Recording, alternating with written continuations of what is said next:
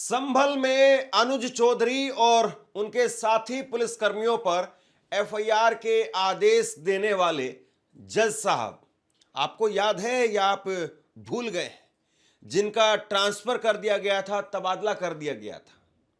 अब उस मामले के अंदर एक नया मोड़ आ गया है। आपको याद होगा, मैंने आपको 2 दिन पहले ही खबर बताई थी और 2 दिन पहले मैंने आपको दिखाया था कि किस तरीके से वकील वो जबरदस्त विरोध प्रदर्शन करते हुए नजर आए थे और उन्होंने जिला जज की गाड़ी को घेर लिया था और कोर्ट के अंदर, संभल कोर्ट में नारे लगे थे कि योगी जब जब डरता है तो पुलिस को आगे करता है, या योगी जब जब डरता है तो ट्रांसफर करता है। इस तरह की बहुत सारी बातें कही गई थी। लेकिन अब उस मामले के अंदर जिस जज साहब ने जामा मस्जिद, शाही जामा मस्जिद और तथाकथित हरि हरि मंदिर को लेकर के जो सर्वे के आदेश दिए थे, जिनको प्रमोशन मिला था, जिनको विभांशु सुधीर, वो जज साहब जिन्होंने एफआईआर दर्ज करने के आदेश दिए थे, उनकी कुर्सी पर बैठाया गया था, अब उस कुर्सी से हटा दिया गया है। उस कुर्सी से भी हटा दिया गया है और उनका जो प्रमोशन था वो प्रमोशन भी रद्द करके और उनको वापस से उनकी पुरानी कुर्सी पर, पुरानी जगह पर भेज दिया गया है। देखिए, मतलब ये क्या ही हो रहा है। आप इस पूरे केस को अगर देखेंगे, टाइमलाइन को देखेंगे, उत्तर प्रदेश को देखेंगे, तो आपको लगेगा कि हाँ, कुछ न कुछ तो है। देखिए, सबसे बड़ी बात तो यह कि मैं पहले स्पष्ट कर दूं कि ट्रांसफर पोस्टिंग का जो काम है उसमें सरकार की सीधे तौर पर कोई दखल नहीं होती है। ये सारा काम हाईकोर्ट के जिम्मे होता है और हाईकोर्ट जो है ट्रांसफर और पोस्टिंग का काम करता है। लेकिन साहब, ये जो कुछ हो रहा है ये क्या है? उत्तर प्रदेश के अंदर संभल में एक मस्जिद के, शाही जामा मस्जिद के सर्वे के आदेश आते हैं, आनन फानन में एक तरीके से आदेश आते हैं। वहां पर सर्वे करवाने के लिए लोग पहुंच गए, नारेबाजी हुई, हंगामा हुआ, फिर उसके बाद में गोली चली, गोली में 5 लोगों की मौत हो गई और यामीन के बेटे आलम, जो कि पापड़ बेचने के लिए, रस वगैरह बेचने के लिए जा रहे थे, उनको गोली लगी। उनको कई जिलों में आसपास में इलाज नहीं मिल पाया, चोरी छिपे उन्होंने किसी तरीके से अपना इलाज करवाया। उसके बाद में वो बड़े बड़े अधिकारियों के पास में गए और कहा कि पुलिस ने गोली मारी है मेरे बेटे को। सुनवाई नहीं हुई कहीं पर। आखिरकार सीजीएम की कोर्ट में जाकर के, विभांशु सुधीर की कोर्ट में जाकर के दरवाजा खटखटाया और विभांशु सुधीर ने इस मामले के अंदर एफआईआर के आदेश दिए। अब 9 जनवरी को, जरा टाइमलाइन पर गौर कीजिए आप, 9 जनवरी को एफआईआर के आदेश आते हैं कि एफआईआर दर्ज की जाए और सीजीएम विभांशु सुधीर, वो एक ऐसे जज साहब हैं जिनके 12 साल के अंदर 8 बार तबादले हो चुके हैं। ये है विभांशु सुधीर और विभांशु सुधीर के साथ में ये है आदित्य सिंह, जिनको विभांशु सुधीर को हटा करके इनकी कुर्सी पर बैठाया गया। और आदित्य सिंह के बगल में आप देख रहे हैं दीपक अग्रवाल, अब ये इस कुर्सी पर आकर के बैठेंगे। तो विभांशु सुधीर, उन्होंने 9 जनवरी को आदेश दिए, कहा कि भैया एफआईआर करो और एफआईआर भी 1 हफ्ते के अंदर अंदर करो और बताओ कि एफआईआर हो गई है या नहीं हुई है। लेकिन इस मामले के अंदर वहां के एसपी कृष्ण बिश्नोई, उन्होंने कहा कि हमने अनुज चौधरी और बाकी के जितने भी इंस्पेक्टर वगैरह थे उन सब पर अपनी विभागीय कार्रवाई कर ली है, इसमें सब कुछ पाक साफ है, कहीं कोई दिक्कत नहीं है, हम इस कोर्ट के आदेश को ही नहीं मानते हैं, हम तो हाईकोर्ट में जाकर के इसके खिलाफ अपील करेंगे। ये 9 जनवरी को हुआ। 9 जनवरी को उनकी तरफ से स्टेटमेंट आ गया, 1 हफ्ते का टाइम दिया गया, लेकिन तकरीबन 1 हफ्ते के बाद में इनका, विभांशु सुधीर का ही ट्रांसफर हो गया। विभांशु सुधीर का ट्रांसफर हो गया और इनको सुल्तानपुर भेज दिया गया। संभल से सीधे सुल्तानपुर भेज दिया गया, सैकड़ों किलोमीटर दूर, वहां पर भेज दिया गया और इनकी जगह पर आदित्य सिंह, इनको बैठा दिया गया। आदित्य सिंह वो जज थे जिन्होंने चंदोसी में सिविल जज की हैसियत से शाही जामा मस्जिद और हरिहर मंदिर को लेकर के आदेश दिए थे, सर्वे के आदेश दिए थे। उनको जो है वो प्रमोशन करके, वो सिविल जज थे, अब उनको सीजीएम यानी चीफ जुडिशियल मजिस्ट्रेट यानी मुख्य न्यायिक मजिस्ट्रेट के पद पर जो है वो बैठा दिया था। ये सब कुछ चल रहा है साहब उत्तर प्रदेश के अंदर। और जब वकील आए इस मामले में प्रोटेस्ट करने के लिए, बवाल मचा, हंगामा मचा। अब जो है वो 48 घंटे में ना जाने फिर क्या हुआ। ये है आदेश की कॉपी, आप अपनी स्क्रीन पर देखिए जरा। ये वो आदेश की कॉपी मैं आपको दिखा रहा हूं और इस आदेश की कॉपी में लिखा है कि दीपक जायसवाल वो आदित्य सिंह की जगह लेंगे। चीफ मजिस्ट्रेट के तौर पर जो है इनको नियुक्त कर दिया गया है और आदित्य सिंह वो पुराना अपना जो पद था उनका उसी को जाकर के संभालेंगे। चंदोसी में सिविल जज के तौर पर वो बैठेंगे। अब ये क्या है मसला जरा। उस वक्त में वकीलों ने जो है इसको लेकर के प्रोटेस्ट किया। वकीलों ने कहा कि ये न्याय की हत्या की जा रही है, सीजीएम को वापस लेकर।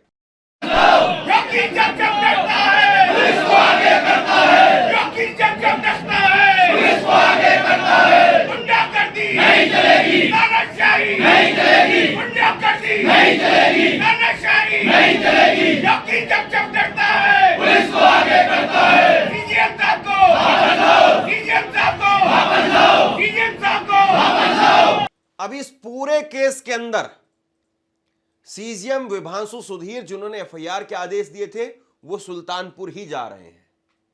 और सुल्तानपुर जा रहे हैं तो वो सिविल जज सीनियर डिवीजन वहां पर जाकर के वो संभालेंगे। यानी एक तरीके से कहा गया कि उनका डिमोशन कर दिया गया। अब यहां पर क्या वाकई जो सरकार ने अपनी साख बचाने के लिए सब कुछ किया है? क्योंकि ये इसमें बड़ी बात थी। और उस वक्त में जब मैंने खबरें बताई थी उस वक्त में मैंने आपको बताया था कि आदित्य सिंह उनको लेकर के दो विवाद जो है बताए जा रहे थे। पहला विवाद तो ये था कि आदित्य सिंह उन्होंने शाही जामा मस्जिद के आदेश दिए थे, सर्वे के आदेश दिए थे। और दूसरा विवाद जो है वो ये कहा जा रहा था कि आदित्य सिंह वो उसी जिले से आते हैं जिस जिले से अनुज चौधरी आते हैं, यानी मुजफ्फरनगर से। तो दो बड़ी बातें थी। और उस वक्त में मैंने आपको खबरें बताई थी कि हो सकता है कि इनका ट्रांसफर हो जाए। 2 दिन पहले मैंने ये बात कही थी। जरा एक बार ये छोटी सी झलक को सुन लीजिए। ये है आदित्य सिंह वो हैं जिनको प्रमोशन मिला है। आदित्य सिंह वो जज साहब हैं जो अब सीजीएम की कुर्सी पर बैठने जा रहे हैं, जिन्होंने सर्वे का आदेश दिया था। ये आदित्य सिंह मुजफ्फरनगर के ही रहने वाले हैं।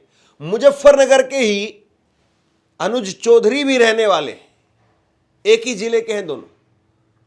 और यह मामला क्या इसमें कोई फिर से आदेश पारित होगा या फिर इसमें आदित्य सिंह की जगह पर किसी और को सीजीएम बनाया जाएगा या फिर जो सीजीएम का ट्रांसफर हुआ है उनका ट्रांसफर रद्द किया जाएगा, देखना जो है वो बाकी है। लेकिन जिस तरीके से वकीलों में उबाल है ये वाकई अपने आप में बहुत कुछ कहता है। 2 दिन पहले मैंने आपको ये कहा था, अब जो है इनका दोबारा से तबादला हो गया है। अब यहां पर दीपक जायसवाल वो आएंगे और वो बैठेंगे। लेकिन सवाल वही है कि अनुज चौधरी पर कार्रवाई होगी या नहीं होगी। अनुज चौधरी पर एफआईआर के आदेश जो इसी कोर्ट की तरफ से जारी किए गए थे, जिस कुर्सी पर अब वो बैठने जा रहे हैं, वो आदेश जो है वो लागू होंगे या फिर ये चले जाएंगे कोर्ट के अंदर, इलाहाबाद हाई कोर्ट में, और इन आदेशों पर ही स्टे लग जाएगा। अब जरा सोचिए इस बात को। और जाहिर सी बात है उस वक्त में 14 जज ऐसे थे जिनके ट्रांसफर पोस्टिंग के जो है वो आदेश आए थे। अब जो है ये फिर से संभल के अंदर ये ट्रांसफर पोस्टिंग के आदेश आए। तो हर कोई इस बात को देख रहा है, ऊपर से लेकर के नीचे तक सबकी नजर है कि इस कुर्सी पर बैठने वाले जज की ही अदला बदली क्यों की गई है। यहां पर इस कुर्सी में ही क्या दिक्कत है, इस जज के पद पर ही यहां पर यह क्या दिक्कत है, यह बहुत बड़ा सवाल है। कोई बहुत ज्यादा उम्र नहीं है, करीब जो है वो 40 साल के आसपास है। चाहे वो आप आदित्य सिंह की बात करें, चाहे विभांशु सुधीर की बात करें, चाहे आप दीपक अग्रवाल की बात करें। बड़ी बात यह है साहब कि न्याय को लेकर के हमेशा से ये कहा जाता है कि न्याय केवल होना ही नहीं चाहिए बल्कि न्याय होता हुआ दिखना भी चाहिए। लेकिन इस मामले के अंदर जिस तरीके से छीछालेदर हुई और जिस तरीके से लोगों की प्रतिक्रियाएं निकल करके सामने आई, अब लोग ये कह रहे हैं कि भैया ये सोशल मीडिया की पावर थी, सोशल मीडिया पर लोगों ने इसका विरोध किया और इस वजह से जो है ये सब कुछ हुआ। देखिए, मैं एक ट्वीट आपको दिखाता हूं। एक ट्विटर यूजर वो लिखते हैं कि ये सोशल मीडिया की पावर और जनता की आवाज की वजह से दूसरी लिस्ट आई है। जब जनता विरोध करती है तो सत्ता और सिस्टम को भी झुकना पड़ता है।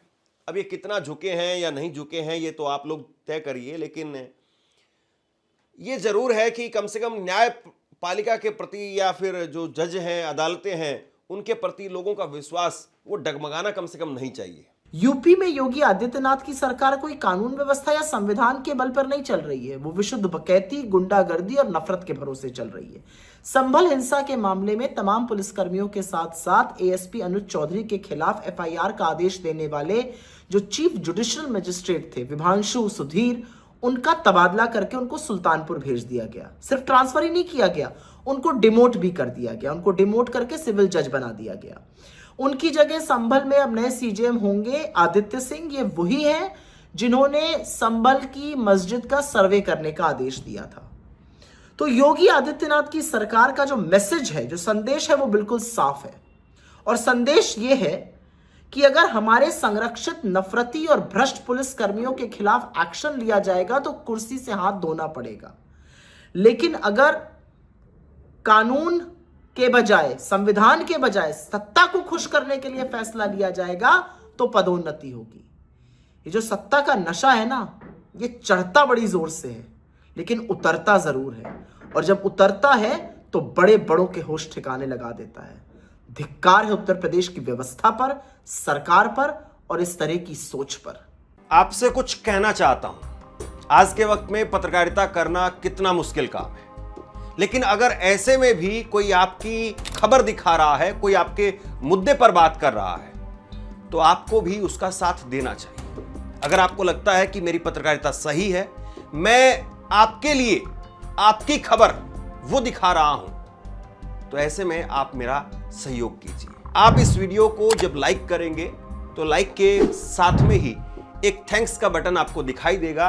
उस थैंक्स के बटन पर आप क्लिक कीजिए और जो भी सहयोग राशि दे सकते हैं वो दीजिए। दूसरा, आप चैनल को ज्वाइन कर सकते हैं और चैनल को ज्वाइन करके भी मुझे मदद कर सकते हैं। अभी भी इस मामले के अंदर उत्तर प्रदेश पुलिस का यही कहना है कि हम एफआईआर दर्ज नहीं करेंगे। जो एसपी साहब हैं वो कह रहे हैं कि एफआईआर दर्ज नहीं करेंगे, हम ऊपरी अदालत में जाकर के इसके खिलाफ जो है वो अपील करेंगे। हालांकि अभी तक अपील नहीं की गई है। दूसरी बात यह है कि अनुज चौधरी, उनको खुद को प्रमोशन मिल चुका है। 24 जनवरी 2024 को वो घटना हुई थी जिसके अंदर संभल में 5 लोगों की मौत हुई थी और उसके बाद में 9 महीने के बाद में वो उस वक्त में सीओ थे और सीओ से वो एएसपी, एडिशनल एसपी बन चुके हैं।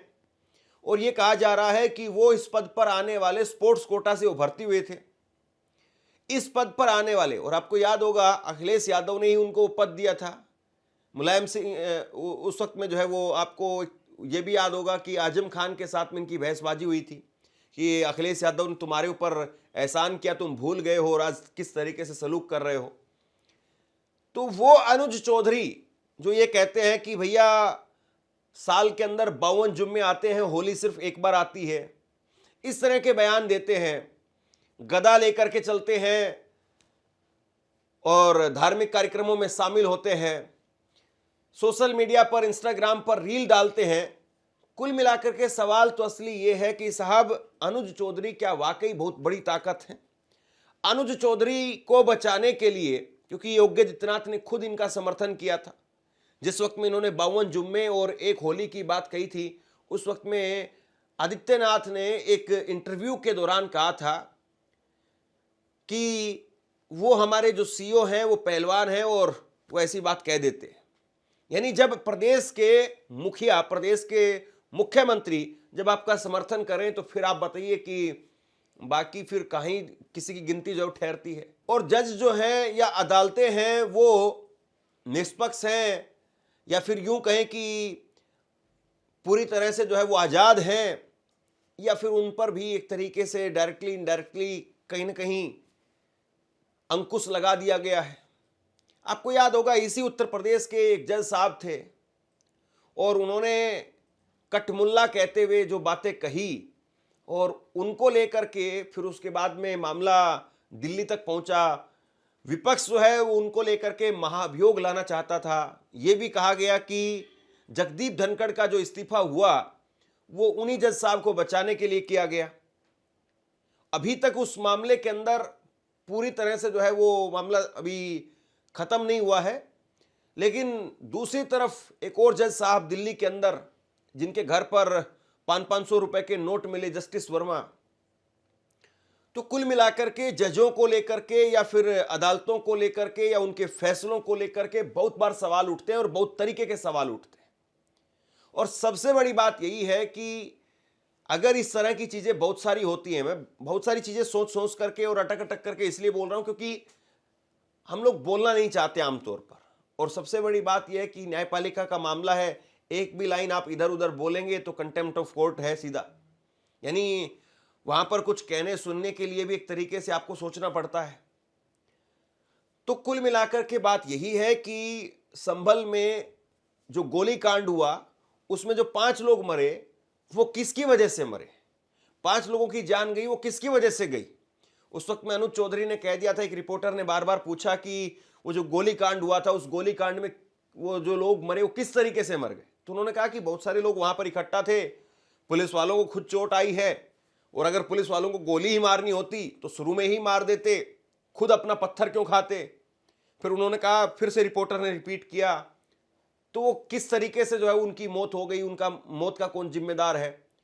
तो अनुज चौधरी जो भड़क करके उस रिपोर्टर को कहते हैं, एबीपी न्यूज़ का रिपोर्टर था वो, अपने वो वायरल वीडियो जरूर देखी होगी, वो रिपोर्टर को कहते हैं कि भाई बता तो दिया और कितनी बार बताऊं। ये जो है वो अनुज चौधरी के शब्द थे। बस 2 लाइनें जो है वो शुद्ध हिंदी में बोले और उसके बाद में वही देहात की वो जो लोकल लैंग्वेज है उस पर आ गए और कहा कि बता तो दिया भाई और कितनी बार बताऊं। तो ये जो है अभी भी मूल सवाल बना हुआ है, ये जज की अदला बदली, ये सारी चीजें हुई है। और आप जरा सोचिए इस बात को कि किस तरीके से जो है वो जज की अदला बदली और ये सारी खबरें निकल करके सामने आ रही हैं। और मूल जो खबर है और जो मूल बात है, 24 नवंबर 2024 को जो गोली कांड हुआ, वहां पर हत्या हुई या फिर लोग मारे गए 5 लोग, वो उसके पीछे कौन, जो असल सवाल है वो आज भी ज्यों का त्यों खड़ा हुआ है। तो बहरहाल चलते जाते हैं, पूछते जाते हैं और कई बार होता है कि चलने से, पूछने से कई चीज़ें दिखाई देने लगती हैं, कई चीज़ों के जवाब मिलने लगते हैं। शायद इस बात का भी जवाब एक दिन मिले कि 5 लोग जो मरे थे वो किसकी गोली से मरे थे। उनके लिए जिम्मेदार वो अनुज चौधरी है या कोई और है, या आपस में गोली चला दी। पुलिस का वैसे यही कहना है कि आपस में गोली चला दी। ये भी गजब है, ये भी कमाल है। तो खैर, कब होता है न्याय, कितना होता है न्याय और देरी से वह मिला हुआ न्याय वो कितना न्याय है, ये सारे सवाल जो है मैं आपके लिए छोड़ करके जाता हूं। नीचे कमेंट बॉक्स में अपनी राय लिख करके जरूर बताइए, इस खबर को शेयर कीजिए। धन्यवाद।